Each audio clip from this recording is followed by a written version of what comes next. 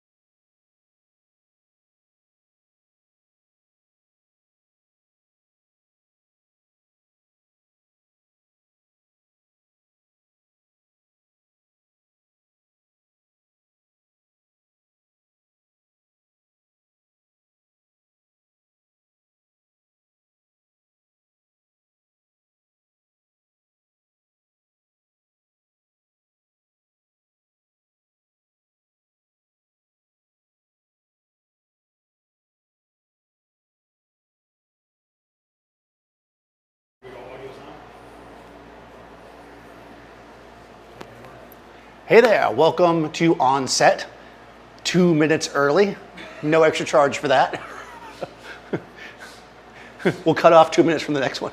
I'm Daniel Norton, welcome to my studio here in New York City. We got Seth over here on the Mighty Mix, and no model this week. That's okay, stick around, don't go anywhere. I do have, oh, here, I have to tease them with some. I do have a 400 millimeter Nikon lens. We're probably not gonna use this, but we might try. We're gonna talk about e-commerce or doing product photography for the web. So, or you know, it could be for anything really, but this is the kind of business, if you're looking to make like a little extra money, or you have a friend that wants something shot, or you sell stuff on eBay or Etsy or one of those kind of things. This is the kind of photography, it's not the most glamorous type of photography to do necessarily, but it's the kind that's usually steady and you can do it from anywhere. So people always ask me about shooting products, so we're gonna go through some basic shots today that you can replicate. I'm gonna use the gear I have, of course, as always. I'll try to give you some alternatives if you don't have exactly this gear or the space, and I'll try to explain why I'm using what I am, so that way we can kind of go through it. So to start off with, you can get shooting tables, and I've built e-commerce studios for people before, where they get the tables with the sweep, with the plexi and stuff. That can be really nice. They can be bulky, they can take up a lot of space. So, and what I've found for most product photography, any kind of folding table or flat surface is nice. I like to use sawhorses because, especially one like this, where you can raise the height up and down. This way we can do all kinds of product without stressing ourselves out. So this is just a simple sawhorse. You'll see we adjust it later if we get that far. And I've just got a piece of plywood on top of it. We're not going to shoot on the plywood, but you certainly could, right? You get any kind of surface you want to put on here. You could get different kinds of tiles, countertops. If you do a lot of this, you can get whatever you like to put on top. What we're going to do to start off with is a nice, clean, kind of open, airy, white shot. Now, you see on the market, and I'm sure that popular photo stores also sell them, these tents. If you bought one of those, put your laundry in it, and let's move on, because those things, they're the devil. So we're going to show you how to make your own tent, basically, in a better way to allow you to really construct the light the way you want. So we're going to start off with a big kind of airy light shot. We're not doing blown out white here. We're going to do like kind of a soft white. So I'm going to start off just by using, whoa, I moved all my stuff. What is normally a reflector card for me, but I like to use them also as platforms. You could use plexiglass. If you're going to do a lot of this, you might even use a piece of white foam core, black foam core, blue foam core, red, and then put a thin piece of plexi on top. Plexi will keep it from getting damaged, but plexi is also reflective. So it depends if you want the reflection or not. Now we're just going to use this nice simple piece of white foam board, and this one's got, I've already got it dirty. The only issue with this is they get dirty, but then once they're dirty and beat up, you cut them up and use them as reflectors, right? So we're multi-purpose here. This is why I have two. Okay, so that's adjusting the cameras. Thank you. If you have questions, guys, let me know. I'm going to kind of do this meticulously so that we can see all the different parts. So this is going to be our basis, right? We're going to start here. And what we want to do is, one of the tricks to product photography, if you haven't looked at a lot of product photography, start looking at it now, and you will see that 99% of product photography shares the same feature, which is that it is backlit. Backlighting is one of the most common ways because it just works for product photography. So we want to put some kind of light source behind and slightly above. That's going to be our kind of main light. And because we want to do kind of an airy white shot, I'm going to use a silk as the background, and we'll shoot light through the silk, giving us the backlight and our background. So let's start there. I'm going to set up the product in a second, but if I set it up too far in advance, I'll probably bump it to the table and knock it over. So I've got a couple of C-stands here that we're going to use for this. Okay, am I in the shot? Yeah. Okay, so what I've got here is the arm is kind of reversed. The reason why I have this on an arm at all, even because you might be like, why is it so low, is because I want to be able to adjust the height of this because we're going to shoot a lot of stuff today. Normally, well, we'll see. Normally, when you're doing this kind of stuff, you want to do it in batches, right? So you've got a whole bunch of things you're going to photograph. We're going to set up the light. We're going to be able to crank through it, do 20, 30, 40 shots in the day very easily once we're set up. But the setup can take a couple minutes. So I'm going to take, this is from Chimera. I did put links to these in the description of the video. They are frames. These happen to be 4 foot. They can be shrunk down to carry around if you go on location, for instance. You could build something like this out of PVC, and many brands make them as well. These are great because they're portable. At least the frames you might be able to home make. I would definitely buy the professional fabrics. The reason why you buy a professional fabric is because you want consistency. Can I just get a piece of rip-stop nylon from the fabric store? Sure. Is it always going to be the same? Not necessarily. So we want to use professional fabrics for that reason, for consistency, right? So this is going to be our background. We're going to bring it up a little bit. I'm going to put a sandbag on it, even though we don't have a model here, because, you know, I don't want it to fall on me either. Again, the weight should be over the long leg. So I'm just going to adjust this. And what this allows me to do, what I like about these Chimera frames is that they are 5/8 in diameter. So you can just use a regular knuckle from a C-stand on it, and you can kind of maneuver it around and get it where you want it. So this is going to be our backlight / background to start with. So let's get some product on here before we go too far. Because, you know, I like hanging out in the decorations spots when I go to the store. I got a couple of things. I found this candle, which it says kindness on it. Why are you showing me? I was showing Seth because he needs some kindness. It says kindness. And I thought, hey, you know what? Everybody could use some more kindness in their life. So.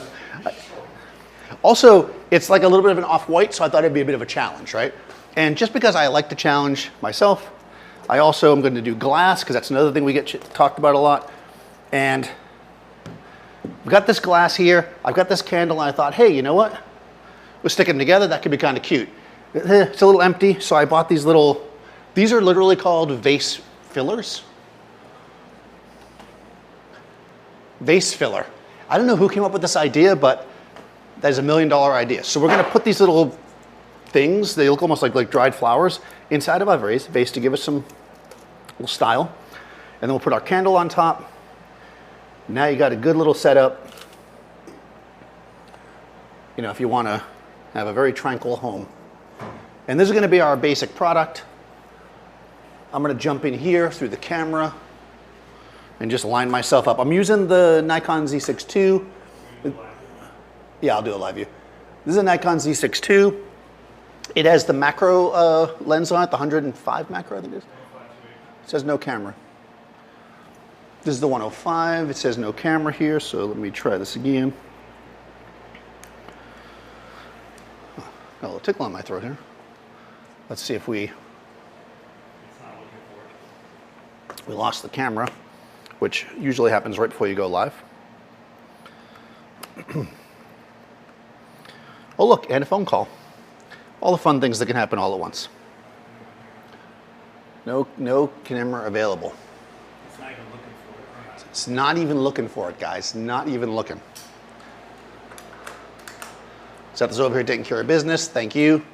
So while he's doing that, we've got this set up here. If we can get it dark enough in here, we're going to light the candle. Oh, thank you. Also, I don't have a lighter. It just lost it. I got another cable. Oh, there it is. Oh, it's the Pro. Was my cable acting goofy? Oh yeah. You want another cable? Nah. I think it'll be fine. I just flipped it around and put it the other way. There we go. Looks like my cable got a little... There it is. Okay. All right, let's hit a live view on this bad boy. Boom. Okay, so what we have right now is just kind of a really... Oop, the camera reset back to center.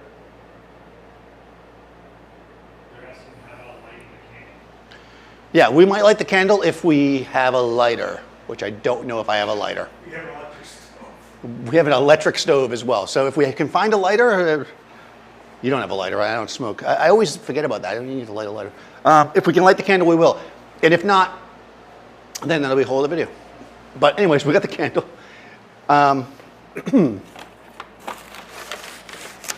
We've also got, oh, here they are. I've got a few of these things, so I'm just going to put some on here. We're just going to basically make like a little scene here. And again, I'm kind of using white and off-white here to create a bit of a theme, but also because these are sometimes more challenging things to photograph, so I thought I would just kind of set them out. Because that's exactly what it looks like when you go to visit my house. We got this stuff laying out. And we've got a really basic thing here. I'm going to level the camera to you. There we go. Oop.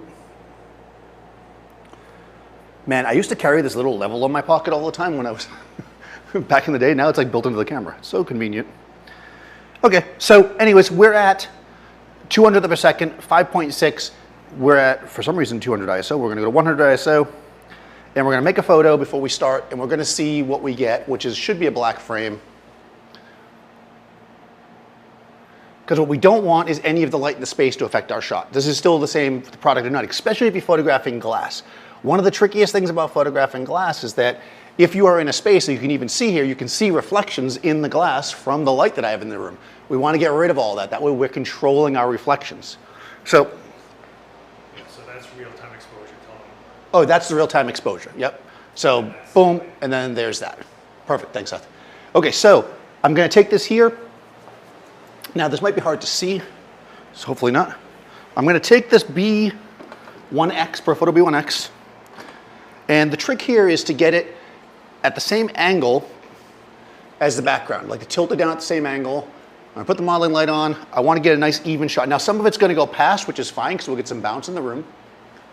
And we can see now that we've got some really basic backlight. And of course, if I just take a TTL exposure like this, it will probably be terribly wrong because it's heavily backlit and TTL doesn't know what the heck I'm trying to do, right? So what we're going to do here, let me get back to trying to find a line to focus on. There we go. Just to show you. Oh, well, you can't see that because I'm on live view. Oop, yeah, there you go, beautiful. TTL did exactly what it should have done. What does TTL try to do? It tries to make the space gray. If we look at the background, what is it? It's gray. But we don't want the background to be gray, we want it to be white. So we're going to switch to manual. And this is my C light. I'm gonna raise it up 2 stops. At this point, it's just gonna be a matter of figuring out where we wanna be. I don't want it to be completely nuclear because we don't wanna lose our edges, but we also don't wanna see detail in the background either, so we're gonna go up another stop. Obviously, you could use a light meter for this. We're getting closer to where we wanna be. That'll probably be it right there. Okay. We're getting closer. We're a little washed out, right? Because we can see here that we're blowing out the edges. So now I'm closer, and now I'm gonna actually use Capture One to figure it out. I'm gonna jump over here, and I'm gonna grab my exposure slider and turn it down until I get the edges of the glass back. Okay, that's where I wanna be. So I wanna be about 3/4 of a stop down. So I'm gonna lower this down. That's a Chimera full stop. This is a Chimera full stop. This is the full stop. I'm using the full stop because I want it, you know, you'll get, your likelihood of getting a hot spot is much less on the full stop than it is on anything else.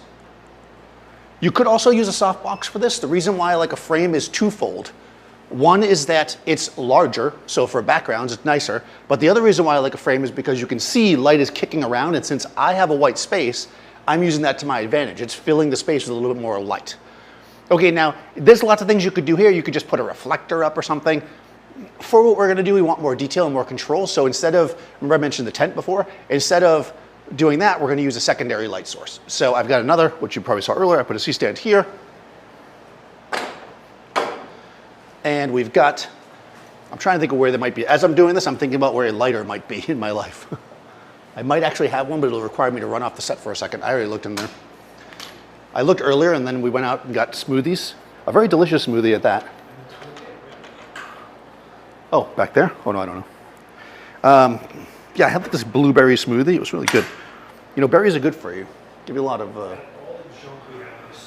yeah. The weirdest thing is I feel like I buy lighters all the time for shoots like this, and then they're never here. And I don't know anybody in the studio that smokes, so I don't know where the lighters disappeared to. And we have an electric stove.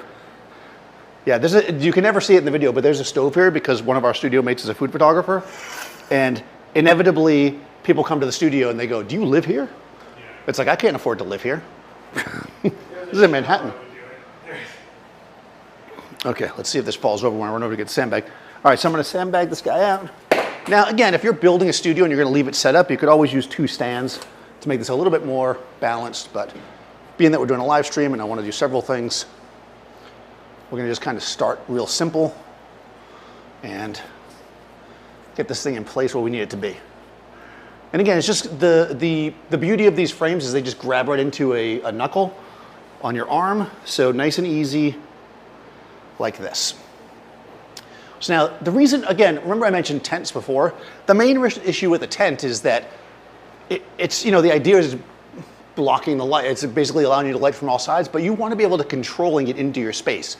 What we really want is light from the front and the back. We don't really want light from the sides, but we've eliminated that by having a fast enough shutter speed, right? If you were using like, you know, very low powered flash or hot lights in a bright spot, you might have trouble. But again, we're not seeing any light from the space. Now, right now, my custom white balance is set at 5,000. I will actually do a white balance before we do this. I was just saying this earlier, my digital target has also gone missing. So we won't do that, but I usually shoot at 5,000 for these strobes. But we'll tweak it a little bit based on our eye. I'm just gonna see if I have that later, because this might become relevant. I don't know if you can still hear me when I'm in here, hopefully. I'm like hanging out in the back. This is like the green room where all the models hang out. So maybe there's a lighter in here because, you know, models are always, you know, burning candles and stuff, doing the things that models do. Oh, there's a bunch of 4x5 film holders here. Okay, oh look, a lighter.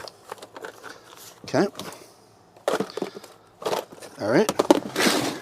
I found a lighter, but I also found a pro pack of Tri-X. So I found a, who was that? Ab is in the chat. Oh, Ab's in the chat. Hey, Ab.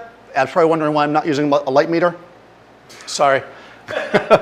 Ab's in the chat. Ab makes some awesome videos for Adorama TV. If you don't know, also he's on Twitch every week doing editing. So that's pretty cool. Check him out. All right, so I've got, this is now, remember we had this last time when I was doing something, somebody was like, well, what about just a reflector in the front? So we'll do that just to show what it looks like. You know, oh, did a lot, good. All right, so that did nothing, which is fine. I'm looking for my other light now. Now I've confused myself. There we go. All right, so I have over here a Profoto B10 because, I don't want to use two of the same light. That would be way too easy. And I'm going to do the same thing in the front now. This is basically going to be our, in a sense, this is the key light because it's lighting the front of the subject, but really it's not providing more light. All right, so again, I'm going to get this relatively even right there with the modeling light so we can see it. I'm going to kill the modeling light at the back so that I don't, well, that's not particularly straight, but all right, let's just get a base exposure with this. Again, I'm in manual, so, okay, it's too bright, as we thought it might have been. Now we're going to adjust. So I'm just going to grab the exposure slider. Again, a light meter would have been nice. Bring it down to where I think it looks pretty good, which is right there. That's about a stop down. I'm going to come up to my A light, which is this one, and I'm going to bring it down to stop. Now let's get a shot. Okay, now we're pretty clean. Now I'm going to start thinking about the white balance, but first of all, we can see a couple of things. Depending on where you're using this, this might actually be a little bit too bright, right? We do have the edge of the glass here. We do have detail everywhere. We're getting a little bit of an edge here. So it's there, but if it's real small, you might have trouble seeing that. What we want to do here when we're doing product is we want to, I know this is weird. Well, first of all, people that are all high tech are probably like, well, you could just jump in here and do blah, blah. You could just grab your highlights and bring them down and do stuff like that and post.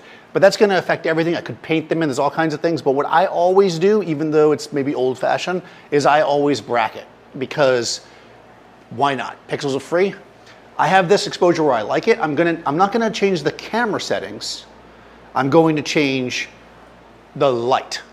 The reason why I'm going to do that is because I don't want the depth of field and stuff to shift. If I want to put two images together and grab something, actually, let me just check my composition and stuff too. I want to bring this over. I like that this guy's got texture, so I'm just going to move it there. Actually, you can't see through the camera because I'm not on the right thing. Let's go back here. Okay, so I'm just making a few adjustments. I put the little prickly one up top just because it has a little more texture. We have that there. I can't really see this wood, which I really liked, so I'm going to just kind of readjust this a little bit. I can see it. I'm going to get a reflection in the glass of the stuff I put here, which is nice, right? That'll give us a little dimension. You should see a reflection there. Yep, we do. Let's close that. Let's take another shot. Okay, yeah, I like that composition much better. I see everything. However you like your composition, you can do it. Now, before we do anything, can you charge more if you bracket? you can definitely charge more if you bracket. You used to be able to in the film days, right? Yeah. All right, so I'm going to shoot one on exposure. Now, whenever you're bracketing, you want to make sure you're consistent. That way, if you do a lot of post-processing, one of the keys to doing stuff commercially, right, is to be consistent in what you do. So when you go in, you can automate your process, right? So here we are. We're going to do, just for my own sense, I'm going to go on exposure. Then I'm going to take both lights down, one stop. And again, I can do that with the remote. And then I'm going to bring both lights up one stop, which basically means bringing it back up two stops. So you could throw negative fill in here, but the problem is that in order for negative fill to work, you would need to have it be, well, let's do it. I'll show you. Before I won't just say it, I will show it. Got black card. Yeah. I had the flag, but this is a little bit big. Can we have the actual flag instead? I'll just swap this. Oh, the flag's right there in the window. I blocked the window with it. Actually, I'll just use a small. I have a small one. It's fine. I'll just take this other thing apart. All right, so I'm going to get some negative fill. So what negative fill does is effectively, I know not scientifically, I'm waiting for the scientists to complain, it effectively reflects black, right? So what we're going to do is we have a reflective surface. We have glass, right? But in order for that glass to actually reflect the black, I have to put the card effectively in the shot, which, again, the background's white. It's not a big deal. If I just put it on the side, which is what you might be thinking, this is probably going to do next to nothing. What's that? Live view, yeah. Remember, the live view is not going to see the strobe, so. Yeah, so this is going to do almost nothing, right? So if I go like that, we're going to see that. Well, first of all, that was the overexposure. Let me get back, so this way it makes sense. Negative fill is a really great tool. I'm just going to start, let me get a baseline again. I'm back at the beginning. Okay. So again, this is my baseline. We're seeing that there's a bit of an edge that you want more of, maybe. You want to use negative fill, so we bring the card in, as close as we can get it. This is where cable release would be nice. And we see that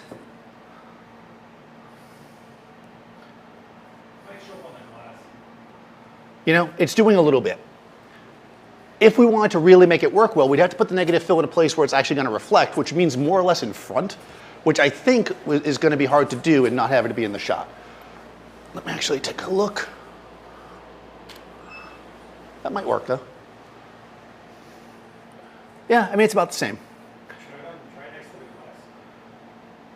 Well, you can see it here. Like, look at the candle. That's the way you're seeing it. No negative fill, candle, even more when it's in the front. You see the difference? You're not seeing it on the glass because the glass doesn't have any way to, I guess behind it, might see it. You got to put it where it's going to reflect it from. So it can be tricky for this kind of stuff. Again, I don't think that, thank you. I don't think that it's really going to help us that much for the amount of work that it would be getting it. Because honestly, again, this is not about making a singular piece of art. This is going to be cranking out stuff. So if I spend an extra 10 minutes messing with the negative fill to save myself a minute later, like it's not worth it, right? So it depends on what you're doing. If you're doing an advertising project, yeah, make it perfect. If you're doing stuff for e-commerce, just make sure you have enough detail. Again, this is why I bracket. I've done a lot of stuff with glasses and stuff, and what you end up doing is you have to end up smooshing stuff together. The cameras just can't take the difference. But it's there, it doesn't hurt, right? It's also out of focus, which is also part of the reason why it's, I could add more depth of field, that would also help. So there we go, nice and simple. Let's see if we can get the candle. This is gonna be tricky because it's kind of bright in here, but yeah, we'll turn that off. But even with that, I mean, I don't think we're gonna. Yeah, we'll light the cool. We have this little tiny lighter. Oh, all right, we gotta let it burn down. All right, so we got the candle burning. We're gonna kill that modeling light. Yeah, okay, good. And what we're gonna do to get the candle is I'm gonna actually close down. I'm gonna do what Seth was doing earlier. I have the camera set that when I push this little button in the front, which you can't see, but one of the buttons in the front that I have programmed, it's going to show us the actual exposure. That's all the candle is giving us, which is not much. So in order to get some of the candle, I'm gonna slow down my shutter. I can't change my aperture, obviously. And I'm gonna do that. I don't wanna pick up too much of the room. So I'm just gonna bring it down until I start to see more detail than I like. You see there's that little reflection there on the glass. All right, and let's just take a shot and see what we get. Refocus here. By the way, I had switched to manual focus because I wanted it to lock in. Yeah, we're not going to see that candle. So you're not going to be able to see it because we're overexposing. If you want to get a candle to really glow, which the trick is here, again, it comes down to if you really needed that, what we would do is just kill the, and I would do that, right? And then we would just put the two together. Because I can't, the only way I can get that exposure is by not having all the light come from the back. The light from the back is too bright to pick up the bright candle. If you want to get a candle, you got to have a dark background for the most part, or you got to put it in later, which again, we can clearly do because we're locked in focus, we're locked in aperture, we're locked in on everything. So it's easy enough for us to come in here and combine those two. And maybe Ab will do it on one of the Twitch streams. There's a question. Go ahead. The challenge I always find is how to like the scene to get the floor pure white without blowing out the products. Is there a technique? Okay, so in order to get the floor pure white without blowing out the product, that's going to be really difficult in this kind of situation. The way you would do it is you just need a very, very bright floor. The like plexi sometimes helps with that, but honestly, it's not something you have to worry about anymore. You know, I mean, I hate to say that, but the reality is again, we're looking for efficiency and speed. This is basically almost pure white. If we look at the numbers here, we're pretty good, right? 255 is pure white. Look at those numbers up there. We're in the 240s. If you really wanted it to be pure white, it would be easy enough for you to do. And I just want to add that I think a lot of people do, and again, taste is, it's your own taste, but you want a little bit of texture, generally speaking, in the floor, because that's how you get your drop shadow and that's how you add dimension. If you're gonna get rid of all of it and you're gonna make the floor ultra super white, then you might as well just cut the thing out, because you want that, what's called the drop shadow, right? You can barely see it here, but you want that shadow. So you don't want your floor to be absolutely, totally, completely white, generally. But if you do, then the way you gotta do it is have something that's more reflective. Super white paper from Savage is more reflective than regular white. Plexiglass can help because it can be more reflective. If you put a piece of plexi above, flat above, then it would come down and it would actually reflect the light and it would get brighter. So you could use plexi, but then you're gonna have a reflection possibly. You could do a plexi floor and light through it, but I find that that's the solution that everybody thinks you should do, and unless you do it well, it looks really bad. So I don't recommend doing that unless you know what you're doing, or you want to take the time to really tweak it. But this is pretty close to white. I mean, if you're looking at the numbers, yes, the background's a little bit brighter, but this is pretty close to white. And actually, you can see how it gives you some dimension. There is a little bit of glow in the candle. And of course, obviously, you could do any number of things to this one image without making multiple images. Like for instance, if we just grab this, yeah, like if we were to go, and again, this is not a Capture One tutorial because I am probably not the person to do this kind of stuff in Capture One.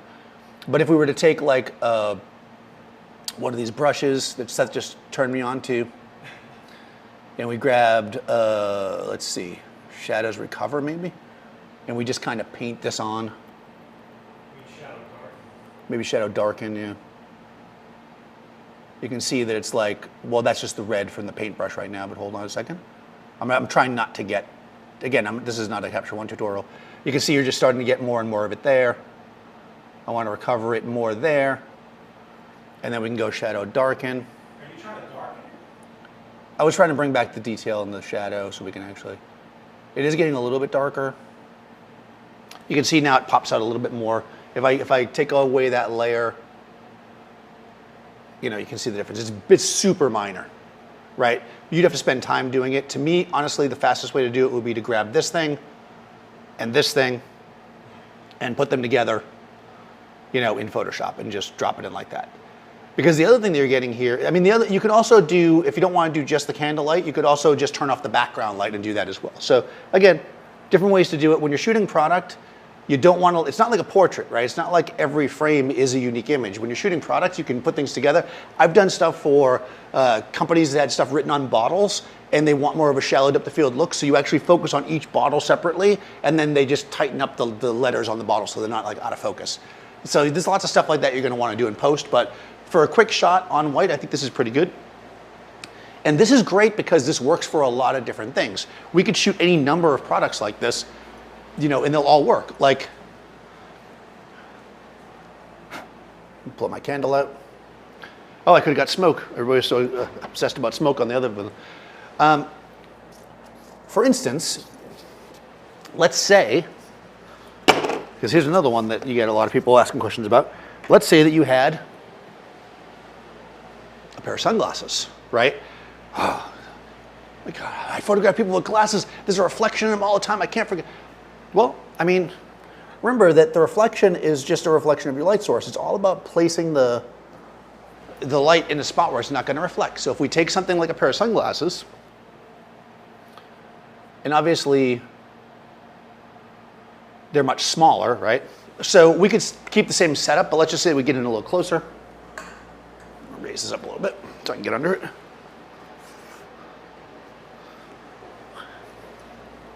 Come in a bit. I'm sure you're loving that on the live view. Zoom down, boom, boom, boom. And again, I'm going for the same setup.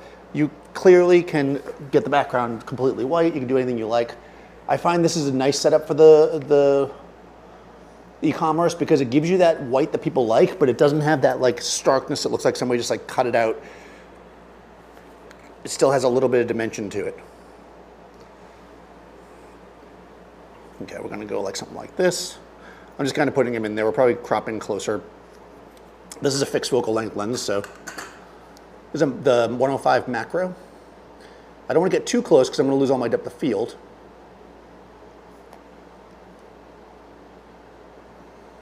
Okay. I'm going to pick a spot, because I'm going to get the question a lot. I'm going to pick a spot kind of in the center of the object, and that's where I'm going to focus. And let's just do a shot and see what happens. This is going to need some tweaking, obviously, just like anything. I'm back at 200th of a second, 5.6. And we can see my very not centered composition that the glasses have no reflection. You can see through them, you can see their sunglasses, we can see it's gold because we have a nice highlight. I know people are afraid of highlights all the time, but look at how shallow that the field is, right? What we've got to consider here is if we're gonna get super close to it, like it's focused in here. If you're gonna get super close to something, you have to decide what you want in focus and what you don't want in focus, right? So it's just a matter of adjusting your, let's just do this because this usually looks a little better. You know, I've seen people, you know, I've had glasses companies come to me and be like, well, the last photographer, we had to remove all the lenses because there was reflections. It's like, you shouldn't have to do that. If you just light it where there's not gonna be a reflection, it's all about using the right kind of light source. And this is, again, where the giant soft light source really pays off because, in fact, there is a reflection on these glasses. It's just so big that it encompasses the entire glasses, and that's why you don't see an individual glare. Right, I spun it sideways to show that it can be in different positions. And you can see, nice and easy, right? I mean, however you want to compose it. You might say, well, there's words on the inside of that thing I want to see. Well, if that's the case, you could do multiple exposures, you could close down the lens, there's lots of ways you could do it. But we're not going to finesse each shot. I'm just kind of giving you some idea of how versatile this lighting is. Because what you want really when you're doing any kind of commercial work is you want something you can repeat. You know, you want to be able to just, each shot, do it. Okay, that's one pair. Now let's do the next 45 pairs of sunglasses in an hour. And then, of course, you're charging per shot. And then you can sit back and, you know, get yourself a sub sandwich or whatever with all the profits you make. Questions about the glasses? Just in case you're curious, I mean, if you wanted to get a reflection in the glasses, which I don't know why you'd want to do, you would have to put it so that it's, you know, I'd have to hold it probably to do this, but I probably can't actually do it from the position of the glasses. But if you wanted a reflection for some reason in the glasses, you'd have to get your light source at the lower angle at the right position to get it. So it is possible. Actually, if I flip them upside down, you might get that. Just in case you're thinking that these glasses are non-reflective. That'll probably get a reflection, I bet. No, actually, this is pretty dead on. It's hard to it's hard to beat this. Oh, you got a little bit of time bit right there. There you go. See it? You can see it in the glass right there. Focus stacking. You know, focus stacking is something that they give you in your camera that makes you feel like you can do a lot of cool stuff. You know, you need to use focus for a purpose, right? If it's super important, let's say you're shooting a piece of technology and you need every little bit of it to be super sharp focus, you need to be super close to it, focus stacking can work. If I'm photographing a set of sunglasses, I don't need to focus stack it. It doesn't look good if it's all fully in focus. A lot of times when you look at images like that, they look fake. They look like illustrations. I've been told many times, oh, they don't even take photos anymore. Those are just digital renderings. No, they're not. They're photos that have been focus stacked so they don't feel realistic. So the same way that every portrait that's like super shallow depth of field because people think that's cool is not always the right way to do it. Every product that's always super sharp in focus is not the right way to do it. What's right is what you want for each product. So, you know. Yeah, you need lenses that don't breathe. There's also cameras that do it within. Focus stacking is a whole other thing, and it's such a specialized thing that I wouldn't really worry about it unless you've got somebody super asking for it. It just doesn't, it's not the most practical thing to do. It's not hard, it's not something you're gonna need to do all the time. We are killing this. We're going too fast, no?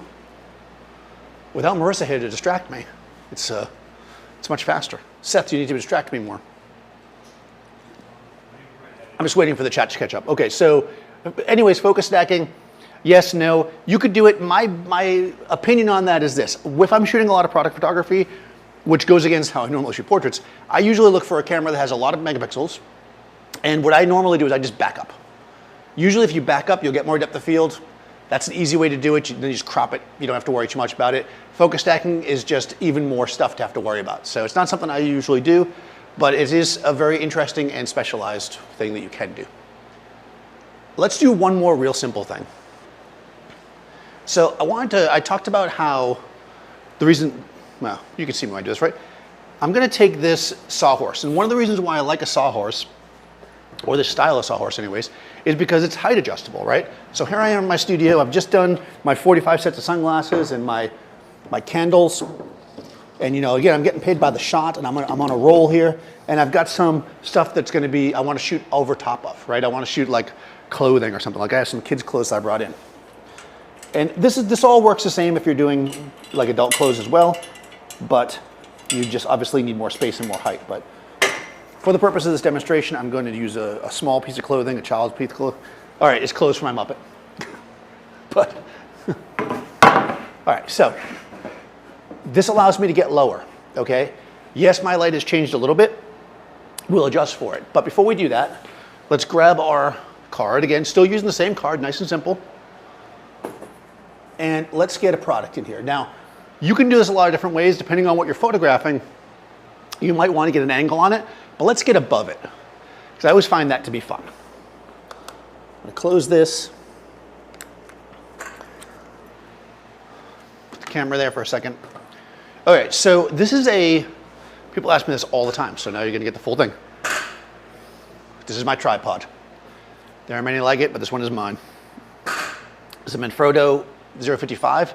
And one of the features I really love about this tripod is it has the ability to extend the head out. You can see this, right? A lateral head. Now, if you do not have a tripod that has this ability, well, no. You can actually buy lateral arms that go on tripods as well. Gitzo makes a really nice one, but if you plan on doing a bunch of product photography, it's probably worthwhile to invest in something like this. I don't think I've ever used this during portrait photography, but you know, I could see maybe doing that.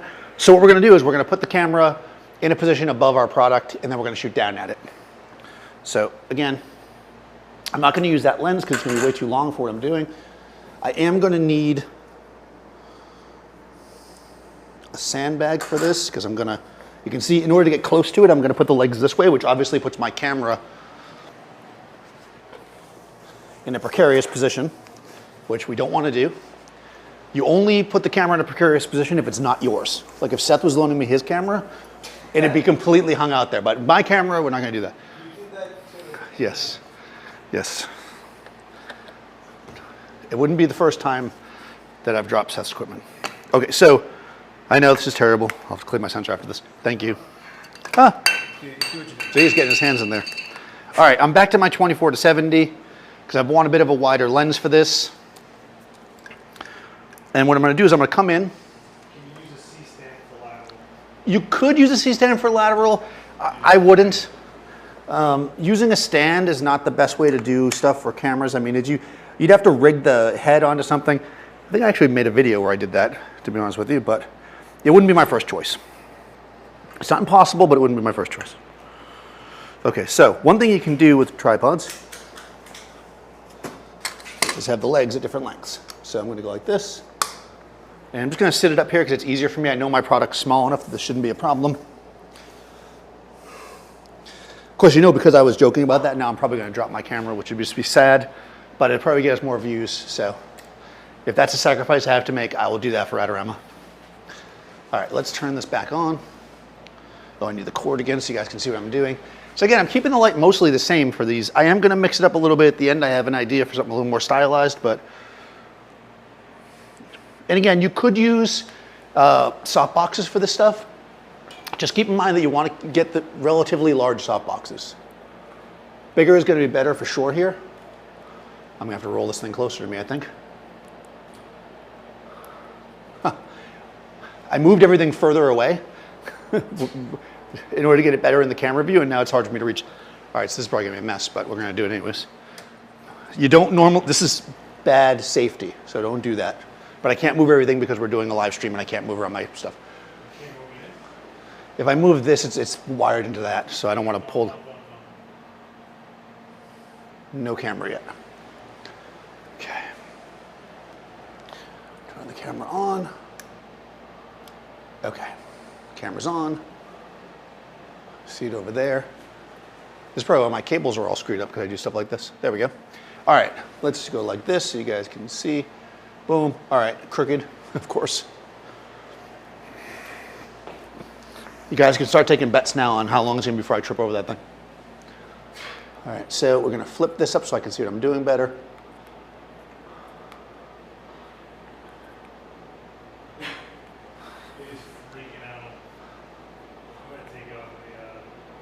Oh, as live view is? Oh, sorry. Oh, okay. Doesn't know what it's doing. All right, it will know in a minute. Just because I'm trying to do this fast and we're in the middle of a live stream, guys, I'm probably going to just leave it a little bit crooked for now.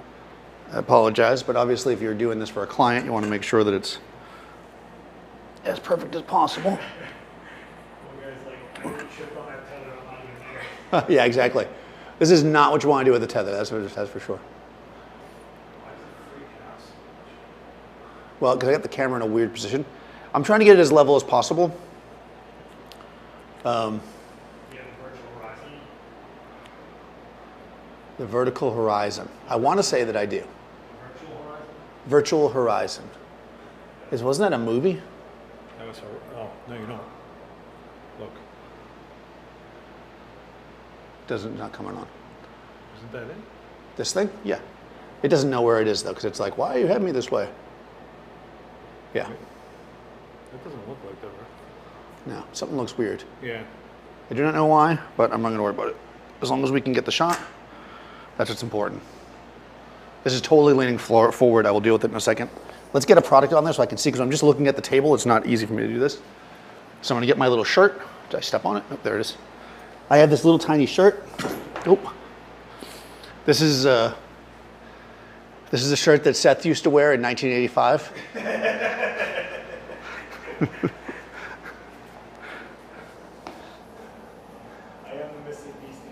Yeah, he is a missing Beastie Boy.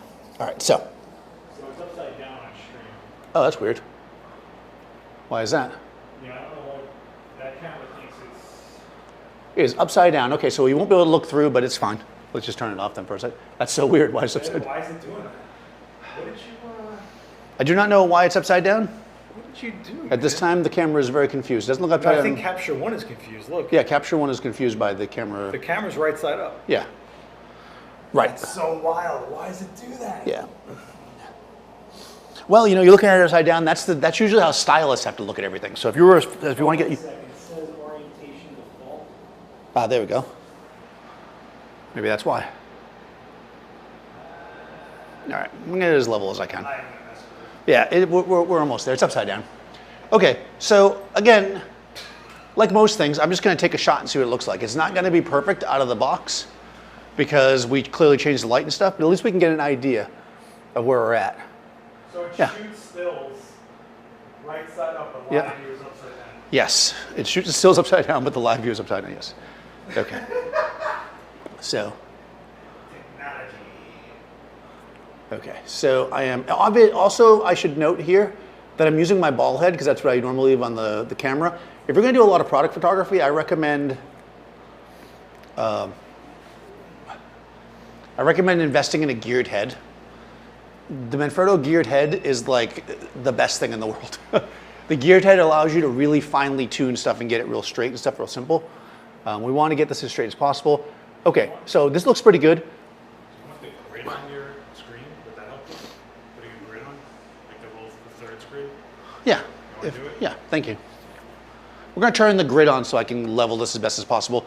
I mean, you can actually do it here too. I just forget how to do it. There we go. So we can do this. I'm in Capture 1. So we can see what we're getting there.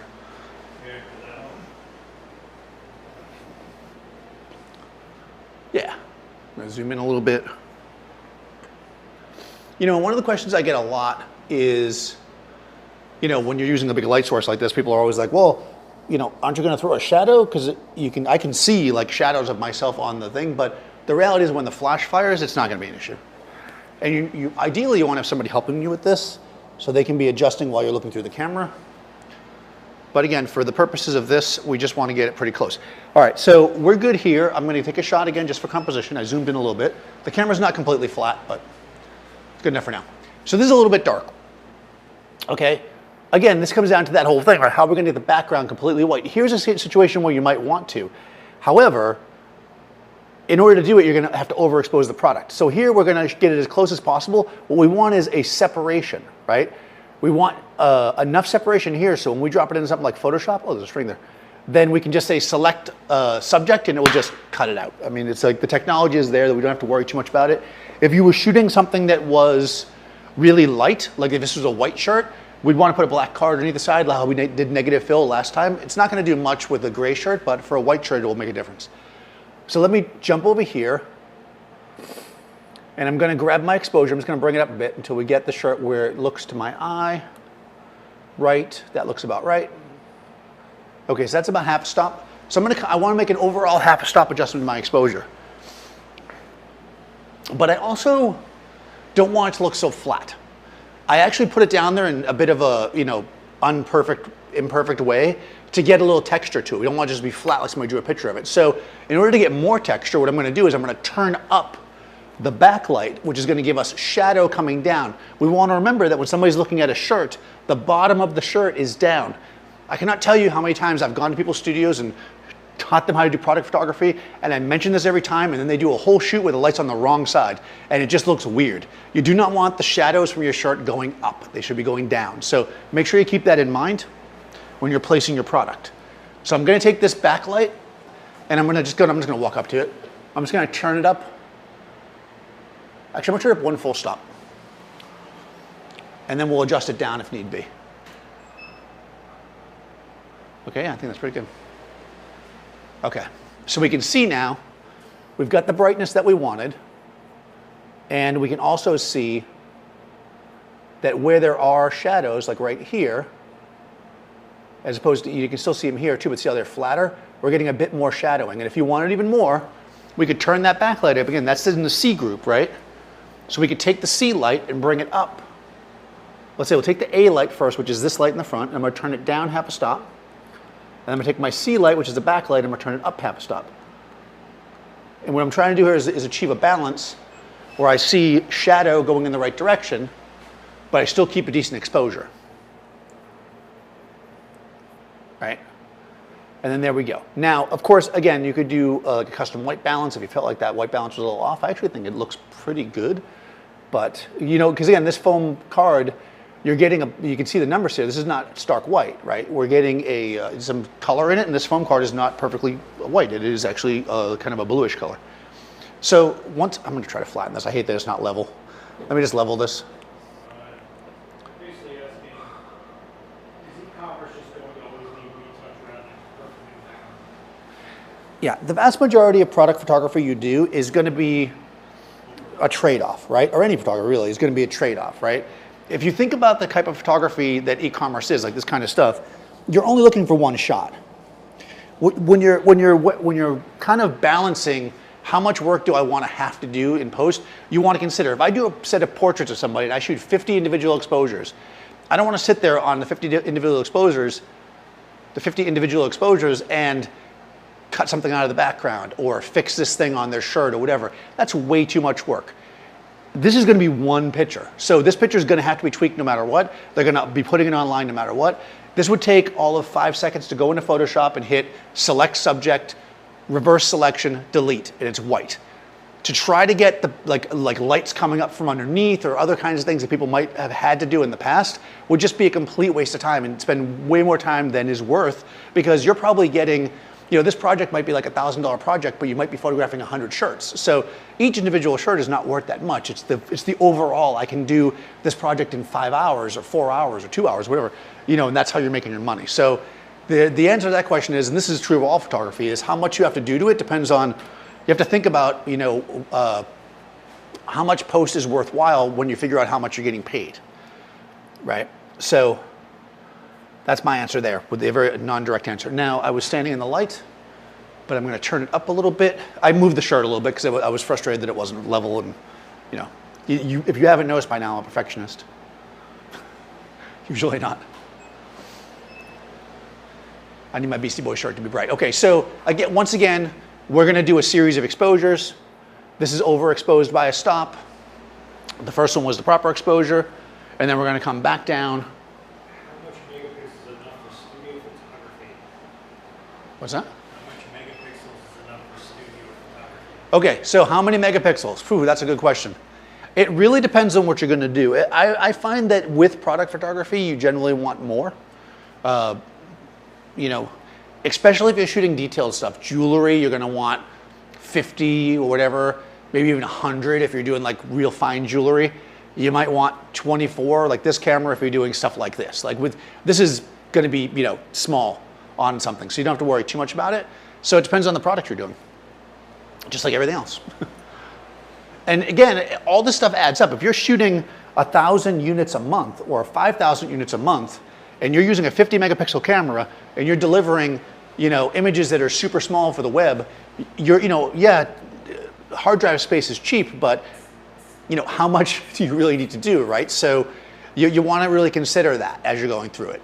You know, how much am I really going to, in what way am I going to deliver this, and who is my client? So that's how I would look at that. But this is a Z6ii, which is like 24 megapixels, I think, which is like plenty fine for most online stuff. If I was shooting jewelry, this would not be my camera. I would definitely go with a bigger, like a Z9 or something for that. All right, we got that, right? Simple, boom, right? So we got a couple of things here just to kind of show you. We got simple flats. We have reflective items, you know, and we've got like a setup, right? So you can, this is all real clean on white. But let's create like a little bit of a set though. We can use a similar light and we'll create something a little bit more interesting for the last shot. Yeah, we should have time to do one more. I timed this one pretty good actually. All right, camera's off. I'm gonna move this.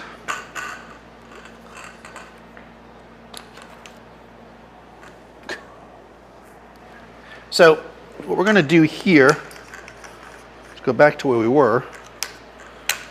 I probably should have done the low one first, but this next thing's gonna require a change of light.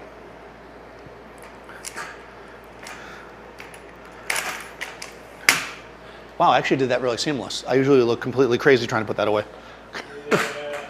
Yeah. Yeah, he was waiting for it. He was like, he's not able to do that. I don't know why I always struggle with putting that away. It doesn't make any sense, but. Okay, so I'm gonna use a couple things here that might be interesting. I don't know if that camera's now blocking the shot. We're gonna get rid of this. We're still gonna use two lights, but now we're gonna talk a little bit about texture.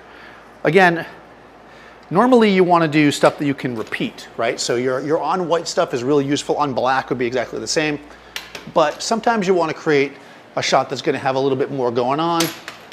So for this one, we're going to use a little bit, we're going to build a little bit of a set. So again, using my same sawhorse, go back up where I was.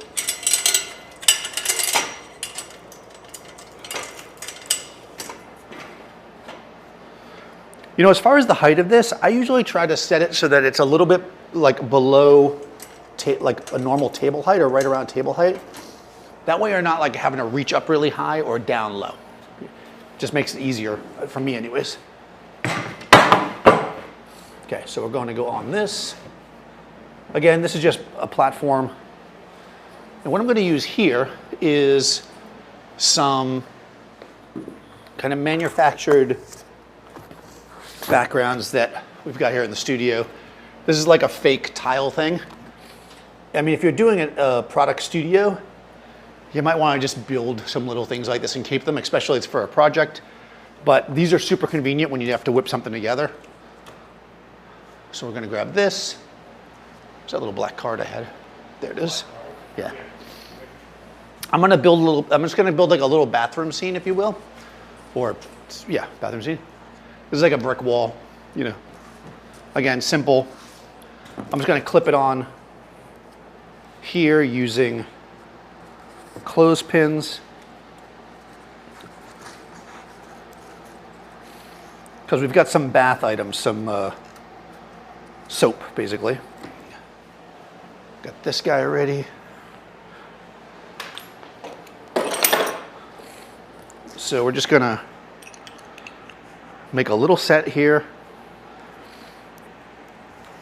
But again, if you got hired to do, you know, an entire bath soap line for a customer and it was going to take you several weeks to shoot it all or several days, you might want to spend the time to build like a little mini set and just have it actually be a set. But these are really great for something quick. They don't look exactly real if you start to really study them, but I think they do a pretty good job, all things considered. All right, so for this, we're gonna go completely, obviously I can't put a light behind it, right? So we're gonna go overhead completely with the light.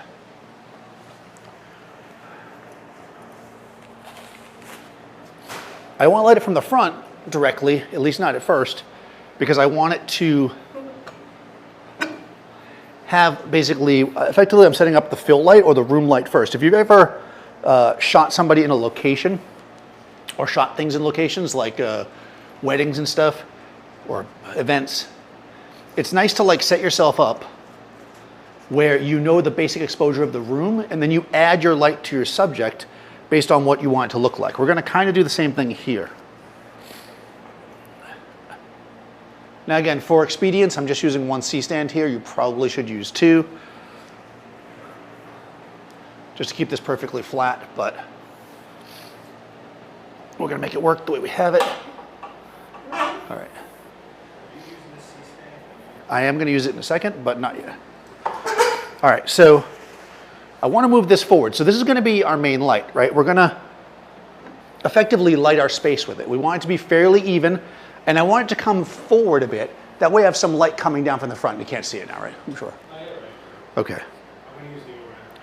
Okay. So this is going to be that light, okay? Then we're going to take, I'm just going to set this up with the camera now so you guys can see the shot. And then I'll show you how we're going to light it up real simple. I've got these bath soaps.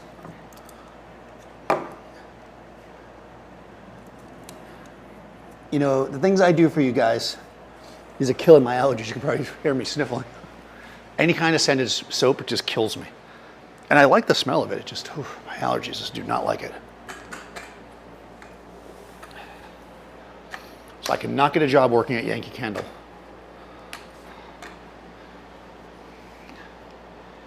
So again, we're just going to come in here and set up a little bit of a composition.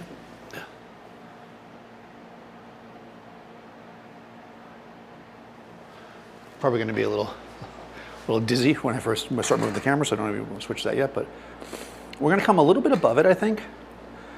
Actually, I'll use this lens. This is where a longer lens might be. Not actually, I will switch. Can I switch back to that lens, Seth? Yeah. I want to use the 105 not because it's a macro, but because it is longer. And when you have a longer lens, it kind of effectively compresses, right? So I can back up and make that background feel bigger. You want to use a 400? I do have a 400. You want to use a 400, 4.5? It's brand new, 3 in the country. Yeah, I'll use the 400. Are you serious? It will go on that tripod without a big mess? Probably not. No, it'll go on it. Does the neck thing spin? All right, yeah, we're going to use a 400 because that's ridiculous. And you would never do it. And who am I but to use something that you would never use? No, you might use it if you had it, I suppose. All right, so while he's doing that, no. It's not the lens you would normally be using, but we'll try it. I love it. All right. I'm going to take my Profoto light, and what we're going to do here is, I'm looking for a sandbag, is we're going to, oh, there it is. I mean, you have to back way up. I just don't know if I can get the angle I want with it, but we'll try it.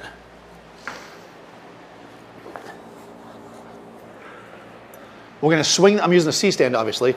We're going to swing this light up and over to give us, you know, more or less an even light if we can get it, as even a light as we can get, I should say. God, this is ridiculous. Is it even going to be possible? I'm just not even sure. You're going to be backed up and you're going to go back to Chicago. Yeah, it might be, well, because of the angle, it might be too hard because I might have to be like really high up in the air. Well, let's just take a look and see. Because remember, when you got the further back you go, the higher up I'm going to have to be in order to get that same. Oh my God. Oh no, no way. I'd have to be way up in the air like this. Oh my God. There's no. No. Actually, I don't want to be that high with the tripod. I can't get that high with the tripod, and I'm not hand holding it. Okay, sorry. That would have been cool though. So, what's the problem? The height? yeah, I'd have to be fully extended on all the legs to get even. That's. Who's standing in? What? Yeah, I'd have to be way up here because the further back you go, right, the higher you have to go. And I don't want to shoot it flat because I want to get an angle. Well, you're gonna, yeah. And I'll hit that. So Not practical. We will do another, if you guys want, we'll do another shoot with the I only have this lens until the 11th. with a ridiculously long lens. All right, well, when it comes back again. 105? 105, please, yeah. All right, so I'm gonna turn on the modeling light on this guy in the back, just so that I can see where it's falling. I'm looking for my Apple box. I move stuff around, I lose it. All right, so, yes, I could do it with the remote, but that's over there working, so just for convenience. Again, I'm bringing this up top to give us a nice, even overhead light. Oh, that's actually... Like, lower the table. It would have been ridiculous. You guys don't get it. Yeah. Really ridiculous. It would have been fun, but I think for right now, we're kind of getting close to the end. All right, so, sorry to tease you. All right, so let's fire this guy up. Okay. Here, shoot the lens. It's having a bad scene. Why is it completely black? There's a lens cap. Okay. So you have to take a lens cap off. Well, I don't know. Let light through the lens. Typically, I like when the person sets the camera up to do that for me, but we'll have to, you know, it's our borrowing my lens. it's the first time working together, so we're not used to. One day, Norton, you have to wipe your own nose, you know? Probably. Fortunately for me, that day is not today. All right. Okay. So I'm just getting quick composition here. We're gonna come in here. I want to shoot slightly down in it so it feels a little bit more like a scene, if you will. Center myself on this. Get everything level.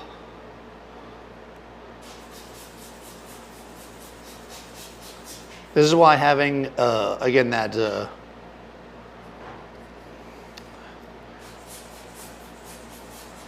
head that's really made for product photography helps a lot. Ball heads are really cool, but they're not great for getting exactly where you need to get with precision. Ball heads are about speed. Yeah, and also coolness, you know. People who use ball heads are cool, of course. All right. Ball heads are cool. Call me Miles Davis. All right. All right, so we're gonna come in here. We got a basic little scene set up with some soap.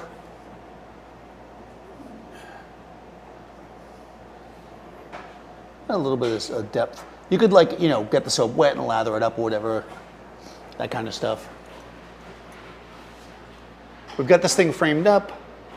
It looks decent. We have light coming from above. If we look there, that's our shot with no flash. We're gonna turn off this A light, which is the guy in the front.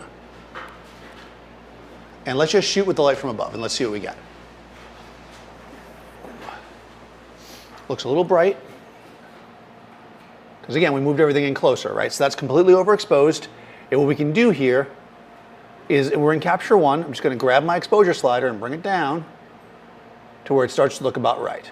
That looks about right to me. That is just shy of 2 stops. So I'm gonna take my light. I'm gonna turn off the modeling light too to save some battery. I'm going to, oops, nope, that's not the right button. I'm gonna bring it down 1, let's say 2 stops to start. Because it's gonna be my fill light anyways, so I want it to be a little bit dark. Okay, there we go, right? Nice and simple, basic setup. Again, feels somewhat realistic because we've got the light coming from above with some shadow. This is not completely in focus because with the depth of field, right, we can kind of decide what we want to focus. This is where a focus stacking might actually be useful. The police are coming for me. I'll just focus on the soap for now. So here's where you might want to focus stack if you were trying to show all these different brands and stuff, right? So there's our soap. Everything looks pretty decent right now. I feel like I'm a little bit, maybe a little higher. Composition-wise, I'm just going to give me a little more space at the top. Like that. Yeah, I just moved it up a little bit.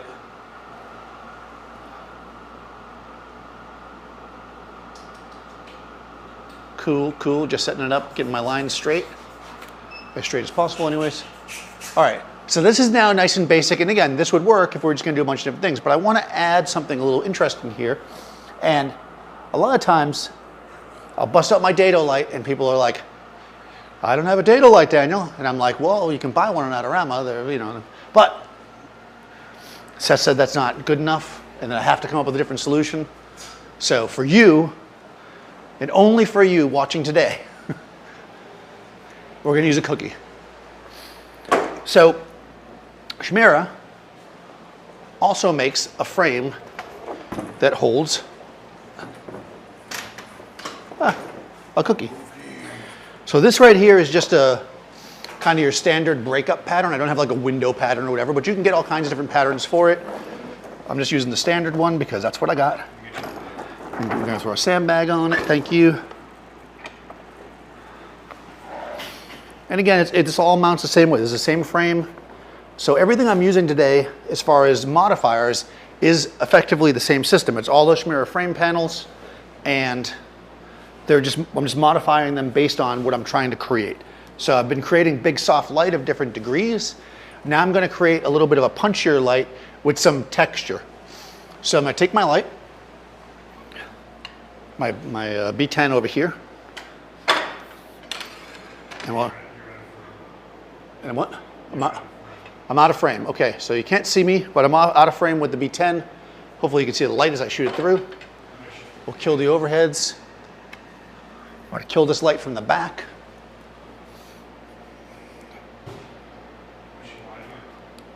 I'm going to switch to live view.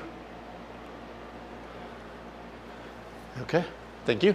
Okay, so now we're creating a shape. Now again, this, it probably is like, what are we at? Like some kind of horror,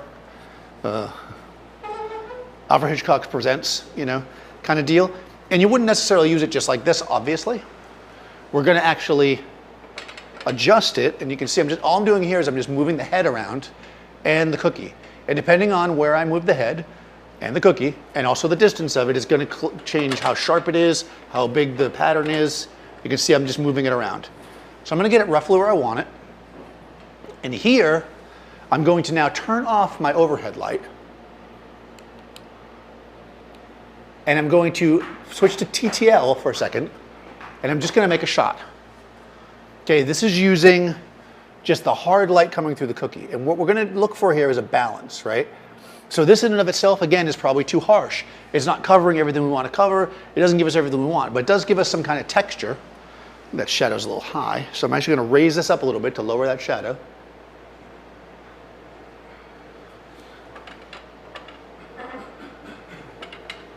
Good, all right. So this is our light coming through the window kind of vibe, right? Oh, hold on. There's light coming through the window, and you know what that means? It's advertising. If you are putting light in something coming through a window, it's got to be warm. So there's our warm light coming through the window, which you guys see in the live through. So boom, now it's got warm light coming through the window. Let's do another TTL shot, because that, of course, will have affected the exposure. It's called a cookie because nobody can ever pronounce cuculoris. Okay, so that's the reason why. I'm not even being funny. All right, this is our basic shot here, but again, it's like light at the end of the day coming through. Right? You got dark shadows. It's not perfect, but remember we have that light above. So we're going to take our C light, turn it back on, and we're going to actually come in here and C. Actually, I'll just turn all the modeling lights on so you guys can see. Okay, so I'm going to turn on all the modeling lights. Hopefully that makes it easier for you to see and not harder. Okay, and we're just going to, again, now I'm in manual combining the lights. This is where we're going to have to finesse it. Okay, so here we go, right? Now we've got our shadows and stuff. I'm not sure I love where that shadow is. Let me just adjust the shadow a little bit.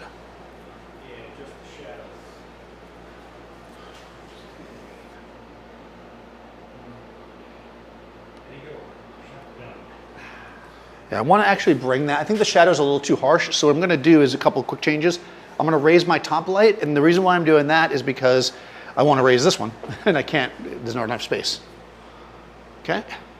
Because once I raise this light up, then I can raise the actual light, the actual fixture. And that should help me adjust that shadow. And then the other thing I'm going to do to help me there is I'm going to actually move everything away from the wall a little bit.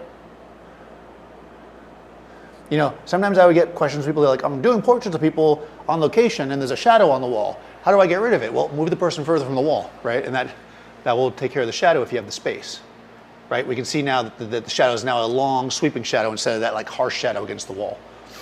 And of course we can change the position of the shadow as well by moving the light source itself to get it wherever we want it. So I think I like it there. Let's see if I get a little lower. Yeah, let's go with this. This is pretty good. We're not really showing the background. I moved everything forward, so I'm just going to drop this down a little bit. And again, you can compose this however you like. This is just to give you an overall idea. And we're going to take a shot and see what we got. All right. I think I'm looking down too much. Okay, now I'm shooting down too much, so I'm going to lower the camera. And what? Oh, they couldn't see it? Okay. Sorry.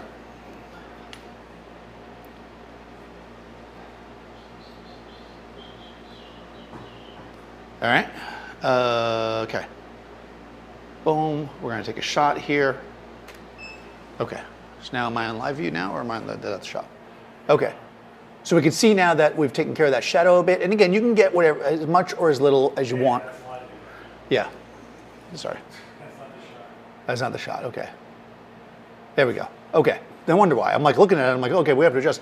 All right. So this is confusing me. So let me do that. All right. So now we've got this clean stuff, right? The shadow, the cookie or the cookie is not showing up enough. So I'm going to take my C light, which is the background light, and I'm going to turn it down. I'm going to take it down a whole stop just to see the difference. Okay, a little better. I'm going to take my A light, which is again the light that has the cookie. I'm going to turn it up half a stop. And the way I'm determining what I'm going to do is I'm just kind of looking at it and tweaking it to my taste. Because this is not going to be one that we're going to, you know, shoot a whole bunch and stick it together. This is going to be one where we want to get it as close as possible to what we want. Again, I'd probably like lather up the soap for the actual shot if I was going to do that. I think this needs to be a little bit lower. I know you're not in the live view, but you'll see in a second. I'm lowering the camera a smidge so I get more of the wall in the shot. I could also back up, of course. It's all about balancing out the elements of your shot to give you the items that you want, right? We can read the soap. This soap in the front slightly out of focus. Does that bother you? We could focus closer to the front. Again, this is where like a focus stacking might be good, or a good. Did you do a shot of just the cookie? With just the cookie? Sure, I did. Now that is with the front soap in focus. Shot with just the cookie, okay? Okay, I'm gonna turn the top light off. This is just the cookie. There we go. So maybe you like that even better, right? I kind of like this texture. I feel like my personal taste goes to the darker. So I'm actually gonna take my C light,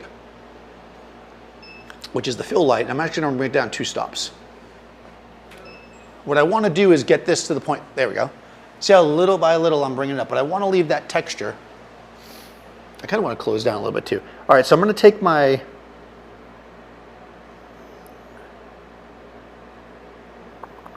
I'm going to turn all my light, all right, so I know this part can get really confusing. I don't have enough depth of field, and I just want to get a little bit more. So I'm going to take both of my lights, and I'm going to turn them up equally so that I can change the settings on the camera.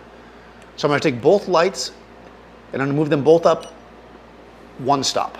That's good. That should theoretically get me an f8 without changing anything else. Yeah, there we go. So my settings are the same. I've got a little bit more depth of field. I'm going to give myself just the tiniest bit more focus room by switching to manual focus. And I'm going to pick a spot kind of in the middle. But again, this is where there was some conversation earlier about focus stacking. This is where that might pay off. But you can see this is not super sharp here, but it's, you know, at the screen size, it's sharp enough. The soap is not extra super tight sharp, but it's, again, probably sharp enough. If you didn't have the ability to focus stack, what you could do is focus on each item separately, take 3 separate photos and then kind of deal with it that way as well. Or you could focus stack depending on what you like. What do you think? I'd move the cookie closer and the light farther away so you got a little more definition on the, like you can't really see the texture of the light. Right. You want more texture in the light. If you know, I'm just saying if you want to show it more. Well, I mean, that's because it's, okay, yeah, you can move the cookie closer. If you move the cookie closer and you move the light further, then you get sharper lines in the light. That's a good point. So if you want that, So it just looks like a pattern more. yeah, it looks more like a pattern. I guess I was trying to cover up the pattern that it was because I didn't think it looked like a pattern you'd have in your house. But yeah, if you want the pattern to be sharper, then that's exactly how you do it. That's a very good point and something I will quickly go over before we wrap up because I probably didn't cover that and that's the most important part here. So you see me using the dado light and projectors and stuff like that a lot. The reason why I use that is because it's easy, basically, right? It's like you're spending the money for something that just works really well and really simply. In order to get the same effect with the cookie, what you've got to do is move the cookie relative to your subject and then also move the light relative to the cookie, and that changes the size and the hardness of the shadows created. So it's definitely possible, and you don't even need to have a cookie like this. This is, again, super convenient. You could just take a foam board and cut a pattern into it. The same thing would happen, but you've just got to move the lights back and forth, light and cookie, until you get the depth that you want. So the advantage of getting a projector head is that you can just adjust it from where you're at. But this is nice, right? It creates a feeling that there's some depth in the space, there's some warmth in it. It's like, again, if I lathered up the soap or whatever, I'm not gonna get my hands all soapy right now, then it could look almost like it's actually in a space because I used a little bit of props and some light that kind of set the tone as opposed to the real clean light that we were using earlier. So you've got kind of both areas here. If I was doing a bunch of soaps and I wanted to have this feel, I could definitely do that, right? I could do, now this is set up, I could keep swapping out what soaps are in the thing and do a whole series of them in this same setup. Maybe I have a bunch of those little bathtubs, right? I switch those out. You can really switch it up and make a lot of changes quickly because our light's in place. So I don't think I said at the beginning, if you don't know, I have a podcast now sponsored by Adorama. It is A Voice with Daniel Norton. There is a link to it at the beginning of the chat here, but if you just look Daniel Norton on all the podcast servers, you'll find me. Join the conversation there. You guys can call in and leave messages, not live, but you can leave messages and I respond to you and stuff like that, which is super fun. I will be back in 2 weeks. Thank you, Seth. Check him out, Last Ex Witness. I'm Daniel Norton. Live long and prosper. No? Looking for a good close.